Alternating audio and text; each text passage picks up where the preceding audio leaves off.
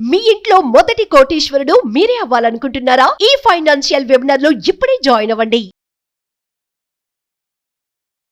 Hello నమస్తే welcome to Suman TV. ప్రస్తుతం మనతో పాటు AMFI certified mutual funds distributor P S Chandrasekhar గారు ఉన్నారు. వీరితో ఈరోజు కొన్ని విషయాన్ని మనం డిస్కస్ చేద్దాం. హలో అండి, నమస్తే. హలో అండి, నమస్తే అండి. యా, సో ఇప్పుడు మ్యూచువల్ ఫండ్స్లో ఇన్వెస్ట్ చేయాలి అన్నప్పుడు మీరు ఎక్కువగా సిప్స్ చేయమంటూ ఉంటారు, ఎస్ఐపిస్ చేయమంటూ ఉంటారు కదా.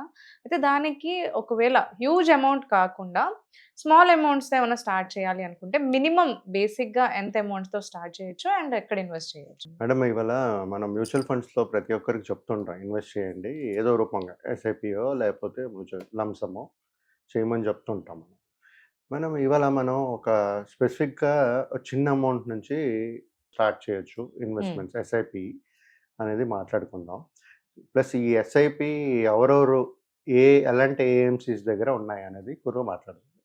అంటే ఫస్ట్ మనము ఒక ఎస్బీఐది ఒక జన్ నివేష్ అని చెప్పి ఎస్ఐపి ఒకటి లాంచ్ చేశారు. దాని గురించి మాట్లాడదాం. అదేంటంటే 250 rupees SIP, minimum amount 250 rupees నుంచి స్టార్ట్ చేయొచ్చు అన్నమాట. మేడం, ఇలాంటి సిప్పు అసలు చిన్న అమౌంట్ సిప్స్ అంటే ఫర్ ఎగ్జాంపుల్ 100, 250, 500 చిన్న అమౌంట్ల సిప్పులు అసలు ఎందుకు లాంచ్ చేస్తున్నారు అనేది మనం అర్థం చేసుకుందాం. మేడం, ఇప్పుడు పోస్ట్ కోవిడ్, బిఫోర్ కోవిడ్ అసలు డిజిటలైజేషన్ అనేది లేదు. చాలా ఇప్పుడు మన ఒక గ్రాసరీ షాప్కి వెళ్ళినా సరే ఏం చేసేవాళ్ళం, క్యాష్ ఇచ్చి కొనుక్కునే వాళ్ళం, లేకపోతే కార్డు వాడేవాళ్ళం, రైట్? సో దాని తర్వాతే ఈ కోవిడ్ వచ్చిన తర్వాత ఈ డిజిటలైజేషన్ అనేది పెరిగిపోయింది. ప్రతి ఒక్కరు హ్యాండ్స్లో ఇప్పుడు UPI, Google pay, phone pay, Paytm అని ఉంటూనే ఉంటాయి. సో ఇప్పుడు ఏంటంటే మేడం, అసెసిబిలిటీ అనేది చాలా ఈజీ అయిపోయింది. ఇన్వెస్ట్మెంట్ చేయడానికి ప్లస్ పేమెంట్ చేయడానికి కూడా చాలా ఈజీ అయిపోయింది, రైట్? సో ఇప్పుడు ఎస్బీఐ లాంచ్ చేసిన ఈ జన్ నివేష్ ఒక scheme SIP 250 rupees SIP, minimum amount. దీంట్లో ఇన్వెస్ట్ చేసే ఇన్వెస్టర్ ఈ అమౌంట్ ని తీసుకుని వెళ్ళి ఒక బ్యాలెన్స్డ్ అడ్వాంటేజ్ ఫండ్ లో పెడతారు. ఓకే, ఇదేమో డైనమిక్ అసెట్ అలొకేషన్ ఫండ్, అంటే ఈక్విటీ ఉంటుంది, డెప్ట్ ఫండ్ కూడా ఉంటుంది, రైట్? సో ఇది ఈక్విటీ డెప్ట్ ఉంటుంది కదా, రిస్క్ ఉండదా అంటే రిస్క్ కూడా ఉంటుంది. కాకపోతే మేడం దీంట్లో ఇది ఓపెన్ ఎండెడ్ ఫండ్, ఎప్పుడైనా మనం కొనుక్కోవచ్చు. ఒక టైం ఉంటుంది, ఎన్ఎఫ్ఓ లాంచ్ చేసిన తర్వాత ఓపెన్ చేసి ఎప్పుడైనా కొనుక్కోవచ్చు, క్లోజ్ అవుతుంది. ఎవరైతే చిన్న అమౌంట్లు ఇన్వెస్ట్ చేస్తూ ఒక పెద్ద క్యాపిటల్ క్రియేట్ చేయాలనుకుంటున్నారో ఇలాంటి ప్లాన్స్ అనేది మనం ఇన్వెస్ట్ చేయొచ్చు. ఎస్పెషల్లీ చిన్న అమౌంట్లు ఎందుకు అని అనుకుంటే మేడం, ఇప్పుడు చూస్తే ఈ అర్బన్ లో ఉండే వాళ్ళందరూ ఇన్వెస్ట్మెంట్స్ అనేది చేస్తున్నారు. బట్ రూరల్ సైడ్ తీసుకునేటప్పటికి చిన్న సంపాదించిన వాళ్ళు, చాలా తక్కువ సంపాదించిన వాళ్ళు, వాళ్ళకి కూడా ఒక ఇలాగ మ్యూచువల్ ఫండ్స్ ఉంది, చిన్న అమౌంట్ ఇన్వెస్ట్ చేస్తూ మనం ఒక వెల్త్ క్రియేట్ చేసుకోవచ్చు అనేది వాళ్ళ ఆబ్జెక్టివ్ ఏంటంటే, ఇలాంటి వాళ్ళు కూడా యాక్సెసిబిలిటీ ఇవ్వాలి, వాళ్ళు ఇన్వెస్ట్ చేయాలి, ఒక మంచి కార్పస్ అనేది క్రియేట్ చేసుకోవాలని ఒక ఉద్దేశంతో ఈ చిన్న అమౌంట్లు పెడుతున్నారు. అంటే ప్రతి ఒక్కరు ఫర్ ఎగ్జాంపుల్ 1000 రూపాయలు కట్టలేకపోతారు. సో అలాంటి వాళ్ళకి 100 రూపాయలు అనేది కానీ, ఈ 250 రూపాయల సిప్ అనేది కానీ ఒక యూస్ఫుల్ అవుతుంది. సో వాళ్ళు కూడా ఒక చిన్న కార్పస్ అనేది క్రియేట్ చేయగలుగుతారు. మేడం, ఇప్పుడు చూసుకుంటే ఇలాంటి మ్యూచువల్ ఫండ్స్ మీకు చెప్పినట్టుగా బ్యాలెన్స్డ్ అడ్వాంటేజ్ ఫండ్ లో పెడతారు. SBI Jan Nivesh SIP plan balanced fund లో పెడుతుంటారు. దీని ఆబ్జెక్టివ్ ఏంటంటే మేడం, మనం యాక్చువల్గా ఈ పేదవాళ్ళు ఎవరైతే సంపాదించుకోలేకపోతున్నారో ఎక్కువ, వాళ్ళు కూడా చిన్న అమౌంట్ ఇన్వెస్ట్ చేస్తూ ఒక కార్పస్ క్రియేట్ చేయడం అనేది ఇది. సో కాకపోతే ఇప్పుడు రూరల్ ఏరియాలో అంత అవేర్నెస్ లేదు, ఎడ్యుకేట్ చేయలేకపోతున్నాం. మనం చెప్పినా సరే వాళ్ళు ఏంటంటే ఆ ఫియర్ ఉండిపోయింది. వాళ్ళు ఏమంటారంటే మార్కెట్లో పెడతారు కదా, మార్కెట్లో పెట్టేటప్పుడు పోతుంది అంటుంటారు, ఎలాగా ఏంటి అని భయపడుతుంటారు చాలా మంది. మాట్లాడతారు, మాతో చాలా మంది మాట్లాడుతుంటారు కానీ ముందుకు రారు.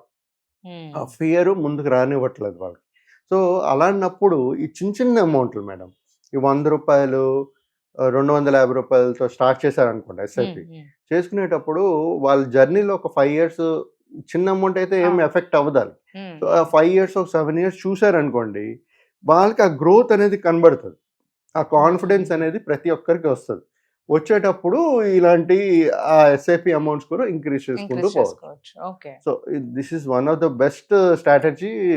ఈ చిన్న అమౌంట్ నుంచి ఇన్వెస్ట్ చేస్తూ ఇంక్రీజ్ చేస్తూ పోవడం అనేది మనం ఎప్పుడు మాట్లాడుకునేది మ్యూచువల్ ఫండ్స్ లో. ఎస్ఐపితో స్టార్ట్ చేయండి, స్టెప్ అప్ చేసుకోండి అని చెప్తాం. ఇక్కడ ఏంటంటే ఎవరైతే పేదవాళ్ళు ఉంటారో, తక్కువ సంపాదిస్తారో, చిన్న అమౌంట్ నుంచి స్టార్ట్ చేసి ఈ ఎస్ఐపి అమౌంట్ అనేది ఎవ్రీడే కట్టచ్చు, వీక్లీ కట్టచ్చు, మంత్లీ కట్టచ్చు, ఇలాంటి చిన్న చిన్న అమౌంట్స్. ఇది కాకుండా మనం ఎస్బీఐ జన్ నివేశ్ అని చెప్పాను కదా, ఇది కాకుండా 100 రూపాయల సిప్పులు కూడా ఉన్నాయి. ఏ ఏఎంసీస్ ఇస్తున్నాయో మనం ఒకసారి మాట్లాడుకుంటే దాంట్లో హెచ్డిఎఫ్సి ఉంది, ఐసిఐసిఐ మ్యూచువల్ ఫండ్ ఉంది, నిపాన్ ఇండియా మ్యూచువల్ ఫండ్ ఉంది, కోటక్ ఉంది, తర్వాత మిరే ఉంది, ఎస్బీఐ మ్యూచువల్ ఫండ్స్ లో 100 రూపాయలు ఉంది. సో ఇలాగా చిన్న చిన్న అమౌంట్ క్రియేట్ చేసేటప్పుడు కూడా వీళ్ళు కార్పస్ అనేది క్రియేట్ చేసుకోవచ్చు. బట్ ఒక్కటే అర్థం చేసుకోవాల్సింది ఏంటంటే, ఇన్వెస్టర్ ప్రతి ఒక్క కస్టమరు వాళ్ళకి ఎప్పుడైతే సమయం ఎక్కువ ఉందో, లాంగ్ టర్మ్ స్ట్రాటజీ, ఎప్పుడు mutual fund long term strategy. మీరు ఇవాళ పెట్టి 1 సంవత్సరం తర్వాత పెరగట్లేదు, పడిపోయింది, నెగిటివ్కి వచ్చిందని ఆ థాట్ లేకుండా మీరు ఏదైతే ఇన్వెస్ట్ చేస్తారో కనీసం ఒక 5 సంవత్సరాలు 6 సంవత్సరాలు చూడకండి, అసలు పట్టించుకోకండి దాన్ని. సో అది దాని పని అది చేసుకుంటూ పోతుంది. ఒక 7 years తర్వాత మీకు ఏమవుతుందంటే పవర్ ఆఫ్ కాంపౌండింగ్ కూడా యాడ్ అవుతూ మన మంచి కార్పస్ అనేది క్రియేట్ అవుతుంటుంది. సో అప్పటి నుంచి మన ఎదుగుదల ఫాస్ట్గా ఉంటుంది, గ్రోత్. సో ఎప్పుడైనా మ్యూచువల్ ఫండ్స్ చేయాలనేటప్పుడు లాంగ్ టర్మ్ స్ట్రాటజీ, రిస్క్ ఉంటుంది, కాకపోతే మంచి రిటర్న్స్, బెటర్ రిటర్న్స్ అనేది ఇస్తుంది. ఇప్పుడు రిటర్న్స్ గురించి మాట్లాడుకుంటాం మేడం, మనం చూసుకుంటే ఇన్ఫ్లేషన్ ఒక 6% వేసుకోండి, రియల్ జీడిపి గ్రోత్ 6.4 వేసుకోండి. ఆన్ యావరేజ్ చూసుకున్నా సరే ఒక 11 to 12% తీసుకుని రియల్ జీడిపి ఆ నంబర్ తీసుకుని ఆ క్యాలిక్యులేట్ చేసుకుని రిటర్న్స్ అనేది ప్లాన్ చేసుకుంటూ వెళ్ళాలి. మన ఎప్పుడైనా రిటర్న్స్ మేడం రియలిస్టిక్ ఉండాలి. సో రిటర్న్స్ ఇక్కడ గ్యారంటీడా కాదు, మార్కెట్లో సబ్జెక్టెడ్ టు మార్కెట్ రిస్క్. కాకపోతే మన హిస్టరీ చూసుకుంటే ఇలాంటి రిటర్న్స్ అనేది జనరేట్ చేశాయి. సో ఇది ఒక అవకాశంగా తీసుకుని ఎవరైతే తక్కువ సంపాదిస్తున్నారో ఇది ఒక అవకాశంగా తీసుకుని 100 రూపాయల నుంచి కూడా ట్రై చేయండి. మీరు ఒకవేళ మీకు భయం ఉంటే 100 రూపాయలు 250 రూపాయలతో స్టార్ట్ చేయండి. తర్వాత మీరు ఒక 2-3 సంవత్సరాల తర్వాత మీకే కనబడుతుంది మీ ఫండ్ వాల్యూ ఎలా పెరుగుతుంది, అప్పుడు పెంచుకోవచ్చు. ఆ భయం పోతుంది మీకు. భయం పోయేటప్పుడు మీరు ఇంకా ఫ్రీ అయిపోతారు. అవునండి. సో ఈ ప్రతి ఒక్కరు ఏంటంటే ఎవరైతే ఎస్పెషల్లీ రూరల్ ఏరియాస్లో ఇలాంటి ఇన్వెస్ట్మెంట్ కూడా ఉందని ఒకసారి తెలుసుకుని దీంట్లో ఎంత ప్రాఫిట్స్ వస్తాయి, ఎంత నెగిటివ్స్ వస్తాయి, అన్ని రిస్క్ అప్డేట్లు అన్ని చూసుకుంటూ ఇన్వెస్ట్ చేస్తే మంచి ఆపర్చునిటీ వస్తాయి అంటారు. థ్యాంక్ యూ అండి.